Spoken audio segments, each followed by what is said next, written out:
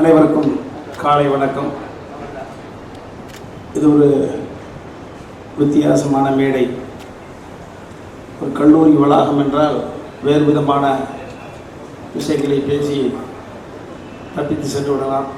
இங்கே வருவதற்கு ஒப்புக்கொண்டதற்கான காரணம் என் மண் சார்ந்த மலைக்கோட்டையில் பிறந்த மரியாதைக்குரிய மருத்துவர் அரவிந்தன் செல்வராஜ் அவர்கள். காரணம், நிறைய பேர் கல்விக்கு உதவி செய்கிற பொழுது கல்வி தந்தை என்று அடையாளமிட்டு அழைக்கப்படுகிறார்கள். ஆனால் நிறைய பேருக்கு தெரிவதில்லை, கல்வியாவது இவர் இல்லை என்றால் அவர் ஏதோ ஒரு சூழலில் தப்பித்து சென்று விடலாம். அறிவு இல்லை என்றால் கூட அடுத்தவரிடம் கடன் வாங்கி சென்று விடலாம். ஆனால் உடம்பு என்பது எவ்வளவு பெரிய உயரத்தில் இருந்தாலும், எவ்வளவு பெரிய புகழ் கொண்ட மனிதனாக இருந்தாலும் தனது உடம்பை தான் காப்பாற்றிக் கொள்ள முடியும். அந்த மாதிரி உயிர் காக்கும் ஒரு விஷயத்தில் அரசாங்கம் தான் எல்லாத்தையும் எடுத்து நடத்த வேண்டும் என்ற அவசியம் இல்லை. எனக்கு 20 குடும்பங்களுக்கு மீது எனக்கு பிரான்ச்சஸ் இருக்கு. இந்த மக்கள் இந்த காவேரி குடும்பத்தை வளர்த்தே கொண்டிருக்கிறார்கள். இந்த காவேரி குடும்பத்தின் மூலமாக மக்களுக்கு, குறிப்பாக பிற்படுத்தப்பட்ட பொருளாதாரத்தில் பின்தங்கியவர்களுக்கு இந்த காவேரி குடும்பம் என்ன செய்தது என்றால் அதற்கான சிந்தனை தான் டாக்டர் அவர்கள் சொன்னதை போல இன்னும் 20 நாட்களுக்குள் இல்லம் தேடி மருத்துவம் போல உங்களை தேடி ஒரு மிகப்பெரிய மருத்துவம், நடமாடு மருத்துவமனை வர இருக்கிறது. 35,000 பேர் 20 நாட்களுக்குள். 35,000 பேர் என்றால் 35,000 குடும்பம். 35,000 குடும்பத்தை 20 நாட்களுக்குள் அடையாளம் கண்டுபிடித்து அவர் வீட்டு வாசலுக்கே வந்து அவர்களுடைய உயிரை காக்கக்கூடிய ஒரு திட்டத்தை முன்மொழிந்ததற்காக மருத்துவ தந்தை என்று அரவிந்தன் செல்வராஜ் சார் அவர்களை அழைக்கலாம். நிச்சயமாக ஒருவர் உயிர் மீது ஒருவர் அக்கறை செலுத்துவது என்பது யாரு? கடவுள் செலுத்துவார், இல்லை என்றால் தாய் தந்தை செலுத்துவார்கள். இந்த உடம்பு என்பது மூவபிள் ப்ராப்பர்ட்டி. இதற்கான சொந்தம் யார்? என் தாய், என் தந்தை. 2 பேரும் இப்பொழுது இல்லை என்பதற்காக நான் அசௌகரியமாக இருந்து விட முடியாது. என் தாயே, தந்தையே, இந்த பூமியில் என்னை பத்திரமாக என்னை பெற்று வளர்த்து விட்டு சென்று விட்டிருக்கிறார். இந்த உடம்பை நான் நேசிக்கக்கூடிய ஒவ்வொரு நிமிடமும் என் தாய் தந்தையை நான் நேசிக்கிறேன் என்ற அர்த்தம். இந்த உடம்பை சிதைக்கக்கூடிய உரிமை யாரும் கொடுத்ததில்லை. தாய் தந்தை சிதைத்துக் கொள்வதை போல இந்த உடம்பு என்பது கோவில் என்றால் உள்ளே இருக்கக்கூடிய உயிர் தான் கடவுள். கடவுள் கண்ணுக்கு தெரிய மாட்டார். அதே போல நிறைய பேருக்கு நுரையீரல் என்றால் என்ன? நான் யோசிச்சு பார்த்தேன், இந்த மேடையில் என்ன பேசலாம்? காலையில் வாக்கியம் புறப்படுது, இதயம் போகுது. எதுக்கடுத்த காதலுக்கு இதயம். ரைட்டு, இதயம் என்ன செய்யும்? இதயத்தை இயக்குவதற்கு ஒன்று தேவை, அதுதான் நுரையீரல். பணம் இருந்தா கொண்டு வந்து கொடுத்தா அந்த பெரிய ஷெட்யூல் போட்டு மேனேஜர் அதை ஒர்க் பண்ணுவார். பணத்தை கொடுப்பது யார்? அதான் நுரையீரல். ஒரு தாய்மையான உறுப்பு. இப்ப கடலை நினைச்சு கல்ல கடிச்சிட்டோம்னா பல்லு கீழே விழுந்துடும். இம்மிடியட்டா பல்லு கோவப்படும், ரியாக்ட் பண்ணும். ஒரு தவறான விஷயத்தை இந்த கண் பார்த்து விட்டால் பிரச்சனை உருவாகிவிடும். செவிவழி செய்தியாக ஏதோ ஒன்று கேட்டை ஆர்வக்கோளாறு நாம் அதை நம்பி செயல்படுத்தி விட்டால் பகை உருவாகும். மைக்கு கிடைத்து விட்டதே என்று நாக்குக்கு இரும்பில்லை என்று 4 வார்த்தை பேசிவிட்டால் பிரச்சனைகள் உருவாகும்.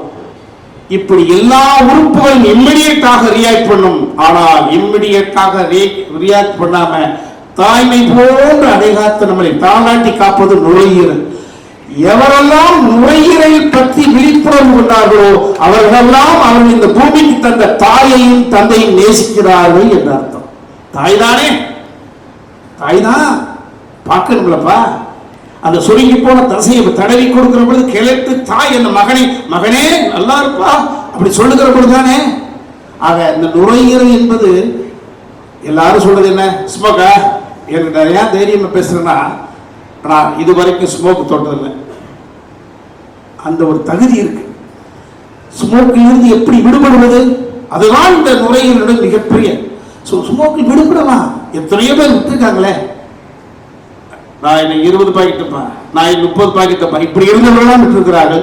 இது வேற ஒரு மேடையில் பேசுகிறோம் என்றால் ஒரு என்டர்டைன்மெண்டோடு பேசலாம். இந்த மேடை என்பது பாருங்க எவ்வளவு பெரிய வேலை பொழுதுக்கிடையே டாக்டருடைய நண்பர் ரொட்டேரியன் சதீஷ் சார் வந்திருக்காங்க. நேற்று செல்வி மேடத்திட்ட பேசுறப்ப என்ன பேச விட்டுறாங்க மேடம், அது டாக்டர் செட்டப்பு, எதை வேணாலும் பேசி தப்பிக்க முடியாதுன்னு. செல்வி மேடம், இந்த கீர்த்தனா மேடம் பாருங்க டாக்டர்.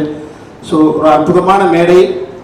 எல்லாரும் நுரையீரல் விழிப்புணர்வு, லங் விழிப்புணர்வு என்றால் வரும் முன் காப்போம் இல்லம் தேடி கல்வி என்பதை போல வருவதற்கு முன்பாகவே காத்துக் கொள்வதற்கு எல்லோரும் எல்லாரும் பயனா. டாக்டர் அற்புதமா சொல்லுவாங்க, பணக்காரன், கவர்மெண்ட் சர்வெண்ட், ஒரு மிடில் கிளாஸ், அப்புறம் எல்லாருமே ஜஸ்ட் மாதம் ஒரு முறை செக்அப் பண்ணிக்கலாம். ஆனால் தினசரி கூலி வேலை செய்பவர்கள், பொருளாதார ரீதியில் பின்தங்கி இருப்பவர்கள், ஒரு டாக்டர் வருவாங்க, நாளை கழிச்சு வாங்க, நாளை கழிச்சு லீவ் போட முடியாது, மேனேஜர் லீவ் கொடுக்க முடியாது. இந்த பிரச்சனை தான் பிற்படுத்தப்பட்ட மக்களுக்கு, பொருளாதாரத்திலே பின்தங்கி இருப்பவர்களுக்கு, அவர்களுக்கான ஆபத்து பாந்தவனாக இந்த காவேரி குழுமம் 35,000 பேரை 20 நாட்களில் கண்டுபிடிப்பதற்காக உங்கள் இல்லங்களை தேடி வந்து கொண்டிருக்கிறார்கள். சரியான இந்த வாய்ப்பை சரியாக பயன்படுத்தி உங்கள் உயிரை காப்பாற்றிக் கொள்ளுங்கள், வீட்டை காப்பாற்றிக் கொள்ளுங்கள். உங்களால் கரம் பற்றி நம்பி வந்த மனைவி நம்பிக்கை காப்பாற்றுங்கள். உங்களால் இந்த பூமிக்கு படைக்கப்பட்ட உங்கள் குழந்தைகளுக்கு தந்தை உயிரோடு இருக்கிறேன் என்ற நம்பிக்கை கொடுங்கள். நன்றி, வணக்கம். டாக்டர் செல்வி, நுரையீரல் மருத்துவர். இன்னைக்கு நாங்க நடமாடும் நுரையீரல் மருத்துவமனை லான்ச் பண்ணிருக்கோம் காவேரி ஹாஸ்பிட்டல் வடபழனியிலிருந்து. இதனோட முக்கியமான நோக்கம் என்னன்னு பாத்தீங்கன்னா, இந்த நடமாடும் மொபைல் லங் யூனிட்ல பாத்தீங்கன்னா பல்மனாலஜிஸ்டும் இருக்கும், அது இல்லாம பல்மரி ஃபங்க்ஷன் டெஸ்டும் பண்றோம். இது அரௌண்ட் 35,000 ஃபேமிலிஸ் கவர் பண்றோம் இன் 20 days. சரிங்களா? இதுல யார் யாருக்கெல்லாம் இருமலோ, மூச்சு திணறல், வீசிங், தும்மல், மூக்கொழுகிற ப்ராப்ளம் இதெல்லாம் இருக்கிறவங்க டைரக்டா இந்த மொபைல் லங் யூனிட்டுக்கு வரும்போது நாங்க அந்த ஏரியாவுக்கு போகும்போது டைரக்டா அவங்க மொபைல் யூனிட்டுக்கு வந்தாங்கன்னா அவங்களுக்கு இருக்கிற சிம்டமேட் பல்மனாலஜிஸ்ட சொல்லி அவங்க பல்மனாலஜிஸ்ட் எக்ஸாமினேஷனுக்கு அப்புறம் நம்ம அவங்களுக்கு பல்மரி ஃபங்க்ஷன் டெஸ்ட் தேவைப்பட்டு அதை பண்ணி அவங்களுக்கு என்ன விதமான நுரையீரல் ப்ராப்ளம் இருக்குது அப்படிங்கறத ஐடென்டிஃபை பண்ணி அதுக்குரிய ட்ரீட்மெண்ட்டை குயிக்கா இனிஷியேட் பண்ணலாம். இதோட நோக்கம் என்னன்னு பாத்தீங்கன்னா ஏர்லி டயக்னோசிஸ். அதாவது ஒரு நுரையீரல் ப்ராப்ளம் இருக்கிறவங்க டயக்னோஸ் பண்ண லேட்டானா அது முற்றிய நிலையை அடைஞ்சிரும். அதுக்கு பதிலாக நமக்கு ஏர்லியரா டயக்னோஸ் பண்றோம். மெயினா அது அண்டர் சர்வ்ட் ஏரியாஸ், அதாவது ஒரு புவர் பாப்புலேஷனுக்கு அது மெயினா ஹெல்ப்ஃபுல்லா இருக்கும். ஏன்னா அவங்களால சம்டைம்ஸ் ஹாஸ்பிட்டல்ல ரீச் பண்ண முடியறது இல்லை. ஈவன் தோ நுரையீரல் ப்ராப்ளம் இருக்குது, தொந்தரவுகள் இருந்தாலும் அவங்க ஹாஸ்பிட்டல்ல ரீச் பண்ண முடியறது இல்லை.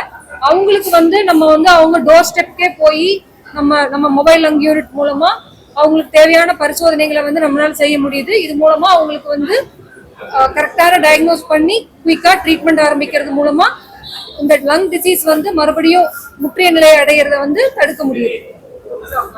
என்ன தொந்தரவு இருந்தாலும் அப்பவே டயக்னோஸ் பண்ணி நம்ம ட்ரீட் பண்ண முடியும். இந்த மொபைல் லங் யூனிட்டோட பர்பஸ் அவங்களுக்கு இந்த ப்ராப்ளம் இருக்குது அப்படிங்க டயக்னோஸ் பண்ணி இமீடியட் ட்ரீட்மெண்ட் தான் அதனோட பர்பஸே. It's a controllable disease. Patient remission ஸ்டேஜ்ல போலாம். கரெக்டான மருந்துகளை பின்பற்றினாங்க அப்படின்னா நம்ம சொல்ற ப்ரிகாஷன்ஸ் எல்லாமே எடுத்துக்கிட்டாங்க அப்படின்னா it's a controllable disease.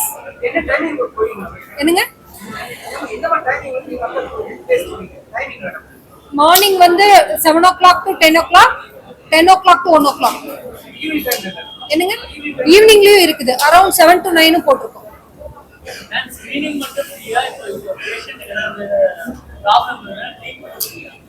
Screening is free. அதாவது pulmonologist checkup and also lung function test, everything is free.